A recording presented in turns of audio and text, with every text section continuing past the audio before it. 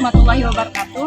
Perkenalkan, nama saya Rizkia, NIM 2331013. Di sini saya akan menjelaskan materi tentang filsafat ilmu dari Prodi Perbankan Syariah 1A.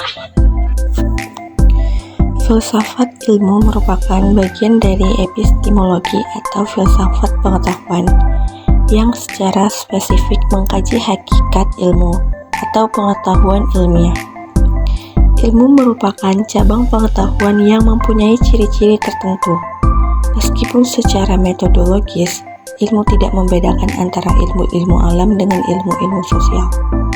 Namun karena permasalahan-permasalahan teknis yang bersifat khas, maka filsafat ilmu ini sering dibagi menjadi filsafat ilmu-ilmu alam dan filsafat ilmu-ilmu sosial. Pembagian ini lebih merupakan pembatasan masing-masing bidang yang ditelah, yakni ilmu-ilmu alam dan ilmu-ilmu sosial, dan tidak mencirikan cabang filsafat yang bersifat otonom. Namun tidak terdapat perbedaan dari prinsipil antara ilmu-ilmu alam dan ilmu-ilmu sosial, di mana keduanya mempunyai ciri-ciri keilmuan yang sama. Filsafat ilmu merupakan telahan secara filsafat yang ingin menjawab beberapa pertanyaan mengenai hakikat ilmu seperti objek apa yang ditelah ilmu, bagaimana wujud yang hakiki dari objek tersebut, bagaimana hubungan antara objek tadi dengan daya tangkap manusia, seperti berpikir, merasa, dan mengindera yang membuahkan pengetahuan. Bagaimana proses yang memungkinkan ditimbanya pengetahuan yang berupa ilmu? Bagaimana prosedurnya? Hal-hal apa yang harus diperhatikan agar tidak mendapatkan pengetahuan yang benar? Apa yang disebut kebenaran itu sendiri? Apakah kriterianya? Cara atau teknik atau sarana apa yang membantu kita dalam mendapatkan pengetahuan yang berupa ilmu? Untuk apa pengetahuan yang berupa ilmu itu dipergunakan? Bagaimana kaitan antara cara penggunaan tersebut dengan kaidah-kaidah moral? Bagaimana penentuan objek yang ditelaah berdasarkan pilihan-pilihan moral? Bagaimana kaitan antara teknik prosedural yang merupakan operasionalisasi metode ilmiah dengan norma-norma moral atau profesional? Pertanyaan-pertanyaan yang berkaitan dengan kelompok pertanyaan yang pertama disebut landasan ontologis, kelompok yang kedua adalah epistemologis, dan kelompok ketiga adalah aksiologis. Semua pengetahuan, apakah itu ilmu, seni, atau pengetahuan apa saja pada dasarnya, mempunyai ketiga landasan ini. Yang berbeda adalah materi perwujudannya, serta sejauh mana landasan-landasan dari ketiga aspek ini diperkembangkan dan dilaksanakan. Dari semua pengetahuan, maka ilmu merupakan pengetahuan yang aspek ontologis, epistemologis, dan aksiologisnya telah jauh lebih berkembang dibandingkan dengan pengetahuan-pengetahuan lain dan dilaksanakan secara konsekuen dan penuh disiplin. Dari pengertian inilah sebenarnya berkembang pengertian ilmu sebagai disiplin, yakni pengetahuan yang mengembangkan dan melaksanakan aturan-aturan mainnya dengan penuh tanggung jawab dan kesungguhannya. Jadi, untuk membedakan jenis pengetahuan yang satu dari pengetahuan-pengetahuan lainnya, maka pertanyaan yang dapat diajukan adalah apa yang dikaji oleh pengetahuan itu, atau ontologi, bagaimana cara mendapatkan pengetahuan tersebut, atau epistemologi, seperti untuk apa pengetahuan termasuk dipergunakan, atau aksiologi. Dengan mengetahui jawaban dari ketiga pertanyaan ini, maka dengan mudah kita dapat membedakan berbagai jenis pengetahuan yang terdapat dalam khasanah kehidupan manusia. Hal ini memungkinkan kita mengenali berbagai pengetahuan yang ada seperti ilmu, seni, dan agama, serta meletakkan mereka pada tempatnya masing-masing, yang saling memperkaya kehidupan kita. Tanpa mengenal ciri-ciri tiap pengetahuan dengan benar, maka bukan saja kita tidak dapat memanfaatkan kegunaannya secara maksimal, namun kadang kita salah dalam menggunakannya. Seorang yang berfilsafat dapat diumpamakan sebagai yang berpijak di bumi sedang tengadah ke bintang-bintang. Dia ingin mengetahui hakikat dirinya dalam kesemestaan galaksi, atau seorang yang berdiri di puncak tinggi, memandang ke ngarai dan lembah di bawahnya.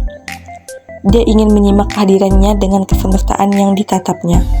Karakteristik berpikir filsafat yang pertama adalah sifat menyeluruh.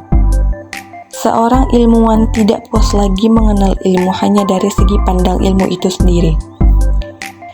Dia ingin melihat hakikat ilmu dalam konstelasi pengetahuan yang lainnya. Dia ingin tahu kaitan ilmu dengan moral, kaitan ilmu dengan agama. Dia ingin yakni apakah ilmu itu membawa kebahagiaan kepada dirinya. Sering kita melihat seorang ilmuwan yang picik, ahli fisika nuklir yang memandang rendah kepada ahli ilmu sosial. Lulusan IPA merasa lebih tinggi dari lulusan IPS, atau lebih sedih lagi. Seorang ilmuwan memandang rendah kepada pengetahuan lain, mereka meremehkan moral, agama, dan nilai estetika. Mereka, para ahli yang berada di bawah tempurung disiplin keilmuannya masing-masing. Apakah yang sebenarnya ditelaah filsafat selaras dengan dasarnya yang spekulatif? Maka dia menelaah segala masalah yang mungkin dapat dipikirkan oleh manusia. Sesuai dengan fungsinya sebagai pionir, dia mempersalahkan hal-hal yang pokok.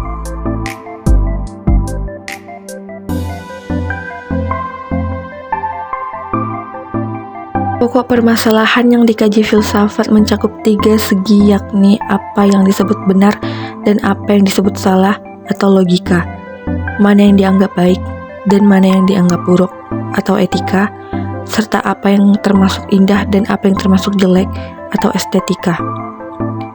Ketiga cabang ulama filsafat ini kemudian bertambah lagi, yakni pertama, teori tentang ada, tentang hakikat keberadaan zat, tentang hakikat pikiran serta kaitan antara zat dan pikiran yang semestanya terangkum dalam metafisika. Dan kedua, politik, yakni kajian mengenai organisasi sosial atau pemerintahan yang ideal. Kelima cabang utama ini kemudian berkembang lagi menjadi cabang-cabang filsafat yang mempunyai bidang kajian yang lebih spesifik, di antaranya filsafat ilmu.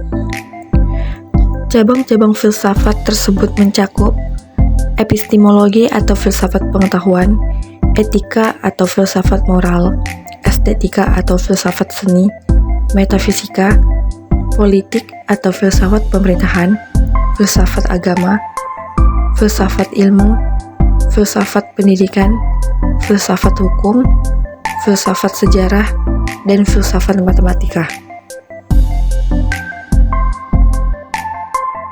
Alkisah, menurut cerita yang terdapat dalam khasanah humor ilmiah, seorang peneliti ingin menemukan apa yang sebenarnya menyebabkan manusia itu mabuk. Untuk itu, dia mengadakan penyelidikan dengan mencampur berbagai minuman keras. Mula-mula dia mencampur air dengan whisky luar negeri yang setelah dengan habis diteguknya, maka dia pun terkapar mabuk. Setelah siuman, dia mencampur air dengan TKW, whisky lokal yang diminum di pinggir jalan sambil menghisap keretek. Ternyata campuran ini pun menyebabkan dia mabuk. Akhirnya dia mencampur air dengan tuak yang juga, seperti kedua campuran terdahulu, menyebabkan dia mabuk.